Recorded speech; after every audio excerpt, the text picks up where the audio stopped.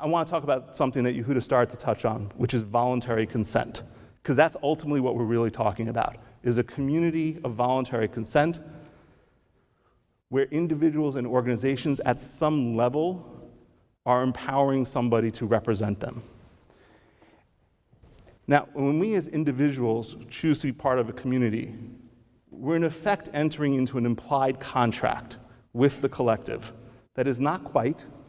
but is also more than what we would choose to do on our own. And we've come to see that somehow, at some level, speaking with one collective voice when we can,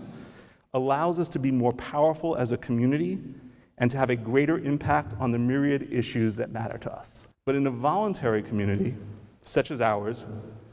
we don't need to be thinking about how we build power over one another, but we need to be thinking about how we are building power together with one another.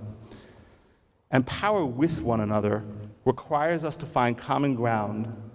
among different interests and to focus on building our collective strength.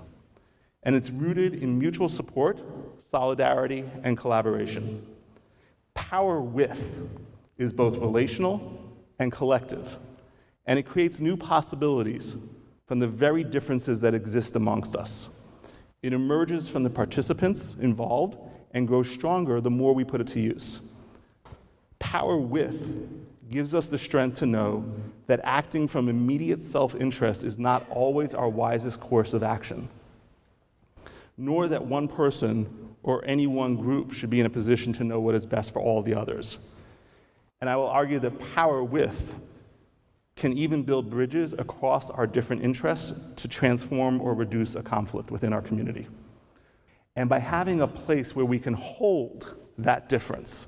by having network organizations like JCRC where a J Street and a ZOA and a Camera and an APAC and a Hadassah and Workman's Circle and so on and so forth can all sit at one table and come to a meeting to talk about support for Israel and talk about the complexity of their views respectfully,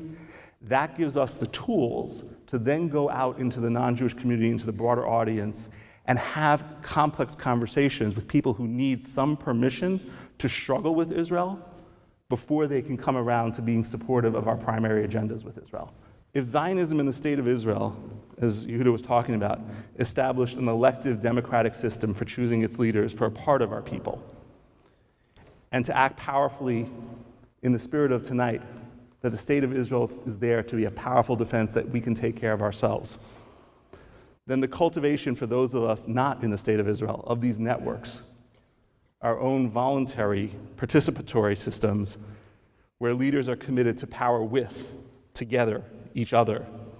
then we can continue to be an effective and consensual kind of community to take collective action in support of Israel and in support of all of our priorities.